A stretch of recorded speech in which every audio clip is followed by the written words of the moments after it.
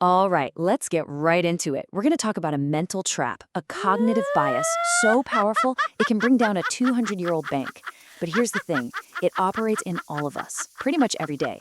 And there is absolutely no better place to see this thing in action in its most raw and destructive form than inside a casino. I want you to just picture this scene for a second. You're at a table and you're down. It's not a life-destroying amount, but it's enough to sting. And you are completely rationally aware that the smartest thing to do is just get up and leave. But you can't. You feel glued to the chair, paralyzed by what you've already lost. That feeling, that's not some personal weakness. It's a well-documented glitch in our human operating system. And this glitch, it has a name. It's called the sunk cost fallacy.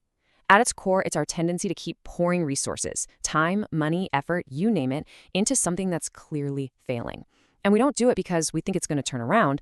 We do it because we've already invested so much. We're trying to prove our past decisions weren't a mistake, even when all the evidence says they were. So let's really break this trap down. What exactly is a sunk cost, and why does it have such an insane grip on our minds? Well, if you ask an economist, they'll tell you a sunk cost is just history. It's money or time or effort that is gone. Poof, forever. It doesn't matter if it was $10 or $10 million, it's in the past, and logically, it should have zero influence on what you do next. The only thing that should matter is the future. But, of course, that is not how our brains work, not at all. And if you want a perfect real-world example of just how powerful this is, look no further than the Concorde. In fact, this fallacy is sometimes called the Concorde effect.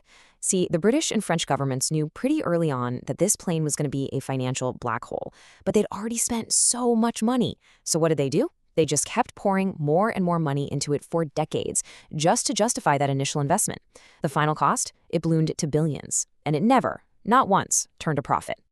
So why? Why do we do this? What is actually happening up here in our heads that makes walking away from a loss feel almost physically impossible? Well, it all goes back to the groundbreaking work of two psychologists, Daniel Kahneman and Amos Tversky. They discovered something really fundamental about us, a principle called loss aversion. And it's simple. We feel the pain of losing something much, much more intensely than we feel the joy of gaining the exact same thing. So winning $100, that's nice, it feels good. But losing $100, that feels like a physical wound. It feels like a genuine threat. And get this, they even put a number on it. A loss carries about 2.5 times the emotional weight of an equivalent gain. I want to be clear, this isn't some metaphor. It's a measurable psychological reality. Your brain is literally hardwired to avoid losses at almost any cost, which, as you can imagine, puts you in a really vulnerable position when you're already losing. Okay, so this is the really crucial part. When you're down, your brain isn't sitting there calmly calculating probabilities. No way. fMRI scans actually show that as your losses get bigger, the risk-taking centers of your brain light up like a Christmas tree. You stop seeing that money as gone. Instead, you start seeing it as a recoverable asset. So stopping feels like confirming the loss, like admitting defeat and making that wound permanent. But continuing to play, well, that offers the sweet, sweet hope that you can heal that wound and get it all back. So the sunk cost fallacy is just a natural part of being human. But a casino? A casino is not a natural environment. Not even close. It is a space that has been engineered from the ground up to find that little glitch in your thinking and to exploit it for everything it's worth. Let's start with the near miss. You know, when the slot machine reels line up almost perfectly. That is not an accident. That is a deliberate feature. Because when you almost win, your brain releases a hit of dopamine, the exact same pleasure chemical you get from an actual win. So even though you technically lost money, you feel like you're making progress. It creates this powerful illusion of control, that you're getting closer, that a big win is just around the corner. And then you have stuff like the Martingale system. This is basically the sunk cost fallacy turned into a betting strategy. You just double your bet every time you lose. It feels so logical, right? I mean, you can't possibly lose forever. But the math behind it is absolutely murderous. Just a short losing streak means your next bet has to be gigantic, all just to win back your original tiny stake. And the casinos? Oh, they know all about this. It's the entire reason table limits exist, to guarantee that this can't-lose system will always, always fail.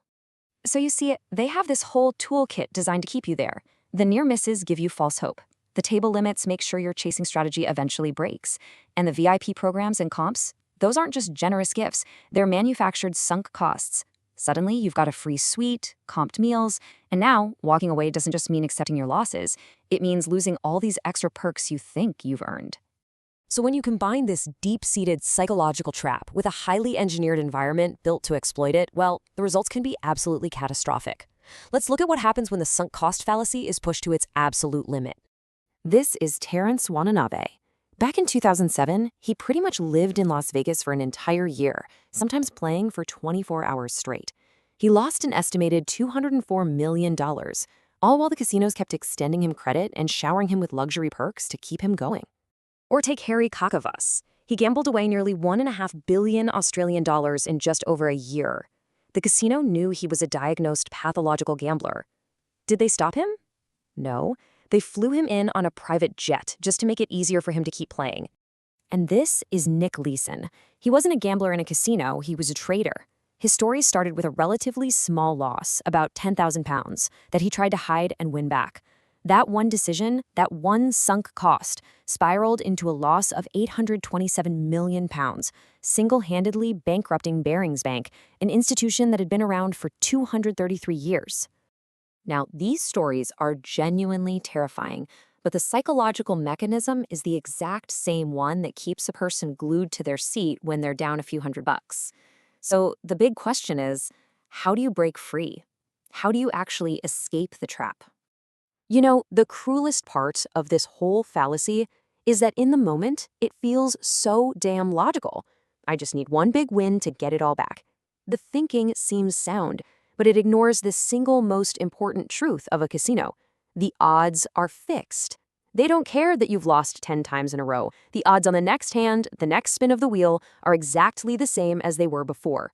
So the way out isn't really about raw willpower. It's about reframing the entire decision.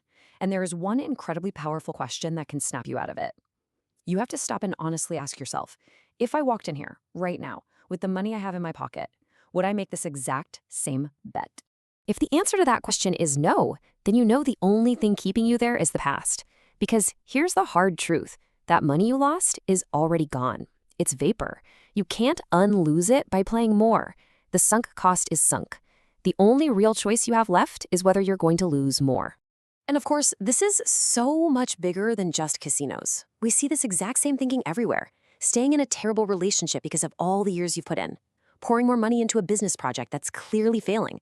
Continuing in a career that makes you miserable just because you paid for the degree. The pattern is always the same. And that leaves us with this final and honestly kind of chilling thought.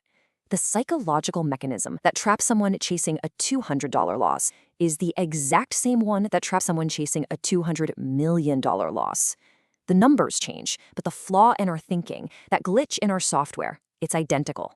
And just recognizing that flaw, that's the first and most powerful step to overcoming it.